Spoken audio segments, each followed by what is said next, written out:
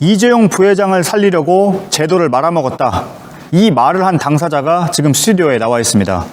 수사심의위원회 도입 과정에 참여한 박준영 변호사입니다. 지금부터 얘기 나눠보겠습니다. 예, 어서 오세요. 예. 네. 이재용 부회장 사건 자체가 이 제도의 취지와 맞지 않다는 건가요? 예, 맞습니다. 왜냐하면 말아먹었다라는 표현 먼저 네. 제가 너무 과한 것 아닌가라는 생각합니다.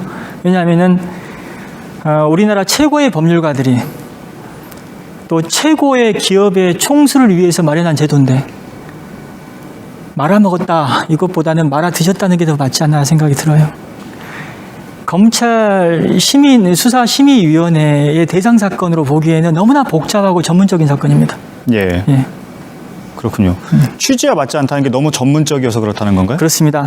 수사심의위원회의 구성을 보면은 법률 전문가도 들어있지만 학계, 시민단체, 문화예술계, 종교계 이런 각계 전문가들이 들어가거든요. 예. 근데 법률 전문가들도 자본시장법 잘 몰라요. 저도 잘 모르겠습니다. 이 법리가 이렇게 어려운 사건, 그리고 수사 기록이 20만 장이 된다고 하는데 이런 복잡한 사건들을 그런 분들한테 맡겨서 처리를 하게끔 한다는 것 자체가 저는 말이 안 된다고 생각이 들어요. 예. 지금 보면 일단 두 가지 문제가 제기되고 있는데요. 첫 번째는 편향성인데요. 250인 이내의 후보들 중에서 무작위로 추첨을 한다고 했는데 방금 보도에서 보셨지만 삼성에 대해서 검찰 수사를 비판해온 교수가 들어갔고요. 또 반대로 250명 가운데서 추첨을 하면 방금 말씀하신 전문성을 제대로 살릴 수 있을 것인가 이 문제가 있거든요. 근데 250명의 풀에서 예. 15명을 이제 구성하는 거 이것 자체는 제가 문제가 있다고 말씀 못 드리겠습니다. 왜냐하면은 나름 합리적일 수 있거든요. 다만 이런 특별한 사건, 복잡하고 전문성이 요구되는 사건을 심리할 수 있는 능력이 250명 중에 몇 명이나 되겠냐 이거예요. 예. 현실적으로. 예. 그런데 제도를 만드는데 참여를 하셨습니다. 예. 이런 문제는 예상을 못 하셨습니까? 이거 예상 못했습니다. 예. 물론 이제 검찰개혁위원회 회의 과정에서 여러 위원들이 참여했는데 저는 전혀 예상 못했어요. 예. 국민적 의혹이 제기되는 이런 사건, 사회적 이목이 집중되는 사건, 예를 들면 뭐 김학의 전 차관 사건이나 장자연 씨 사건이나 이런 사건들, 사실관계를 일반인들이 봤을 때도 좀 판단할 수 있는 사건들, 이런 사건들을 생각했지 아주 고도의 전문성이 요구되는 사건 생각지도 않았죠. 예. 그리고 방금 자본시장법을 전공하신 교수분이 한 분 들어가서 또 회의의 논의를 주도해 갔다는 것도 이것도 굉장히 위험합니다. 왜냐하면은 그분이 어떤 목적 없이 객관성 있고 공정하게 논의를 진행하게끔 도와줬다면 문제가 안 되는데 그분에게 어떤 결론, 어떤 목적이 있는 상태에서 그런 식으로 논의를 진행했다면은 이거는 사실상 논의 과정에 오염됐을 수 있다라는 거죠. 예. 방금 말씀하신 그 심의위원은 어떤 발언을 했는지는 아직 회의록 상태에서 확인을 안 했기 때문에 논의를 실제 이끌어갔는지는 좀 더 확인이 필요한 부분이긴 합니다. 예. 근데 방금 말씀하셨지만 전문성 부분을 계속 지적을 하고 계시는데요. 지금 삼성 측의 변호인으로 들어간 그 내면을 보면 다 특수 검사들 출신이거든요. 전문성 면에서는 그 검사들의 논리를 펴면 과연 수사심의위원들이 얼마나 판단을 할 수 있을 것인가. 어떻게 보면 특수통 출신의 검사들이 변호사로 들어가서 이 제도를 이용한 것 아니냐 이런 지적들도 나오고 있거든요. 일단은 저는 제가 강원랜드 수사 관련해 가지고 자문단 회의에 참여한 적이 있습니다. 논의 과정에서 질문을 해야 되잖아요. 예. 질문을 하려면은 지식이 필요합니다. 지식이라는 것은 사실관계에 대한 어떤 그 충분한 파악도 중요하고 그 사실관계에 적용된 법리에 대한 파악도 중요해요.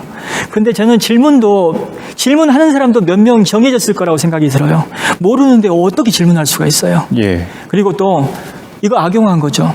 왜냐하면은 심의위원회에서 그 하루에 이 사건을 심의할 수 없다라는 사실은 이 삼성 변호인들이 너무나 잘 알겠죠. 악용했죠. 오늘 검언유착 의혹도 수사심의로 넘어가게 됐습니다. 이 부분은 어떻게 보십니까? 검언유착 사건은 삼성 사건과 같이 이렇게 복잡한 사건은 아니라고 알고 있습니다. 전문성이 또 요구되는 사건도 삼성만큼은 아닌 것 같아요. 다만 제가 알기로는 강요죄 어떤 법리 관련해 가지고 대검과 그 서울중앙지검 수사부서 간에 어떤 다툼이 있었다고 해요. 법률가들 사이에서도 이 법리 적용에 어떤 다툼이 있었는데 예. 수사심의위원회에 참여하는 그 다른 비법률 전문가분들이 이 법리에 대한 이해를 얼마나 하고 참여할 것인가. 예. 이게 정말 의문이고 또 우려되는 상황이긴 합니다. 예. 지금 수사 심의를 보면요, 말 그대로 수사에 대해서 심의를 하는 건데 이재용 부회장 사례를 보면 경제 위기까지 논의가 됐다고 하는데요. 이 부분은 원래 제도의 취지와 맞는 겁니까? 물론 법률적인 관점에서 살펴보는 게 중요하죠. 다만 때로는 법보다 밥이 더 중요할 수 있어요. 코로나 사태로 인해서 얼마나 많이 힘듭니까? 예. 그래서 이게 국민 경제에 대한 얘기가 나왔다는 사실 자체를 비판적으로 볼 건 아니라고 봅니다. 저 개인적인 의견은. 예. 다만 그런 국민 경제의 어려움을 이유로 어떤 범죄 혐의가 증거 수집이 꽤 되어 있는 사건을 재판에도 넘기지 못한다면 이건 법치주의라고 얘기할 수 없잖아요. 예. 그리고 또 이재용 부회장의 부재가 삼성의 어려움으로 이어지고 삼성의 어려움이 국민의 경제의 어려움으로 이어진다는 이 논리가 정말 검증된 논리인지도 의문이고. 예. 네. 한 가지만 더 질문을 드리겠습니다. 수사 심의 제도를 만드는데 참여를 직접 하셨잖아요. 지금 수사 심의는 이재용 부회장에 대해서 재판에 넘기지 말라고 권고를 했습니다. 물론 권고지만 검찰은 이 수사 심의의 결정을 따라야 할까요? 아니면 수사를 해서 나름대로의 증거가 수집됐으면 수사 심의 판단과 관계없이 기소를 해야 할까요? 대본에 없는 질문인 것 같은데 굉장히 부담되는 질문이긴 하거든요. 원래 그런 질문 많이 합니다. 합니까? 예. 저는 심의 공고를 따르는 것 자체의 부작용이 더 크다고 생각합니다. 예. 네. 따르지 말고 기소를 해서 법원으로 하여금 판단하게끔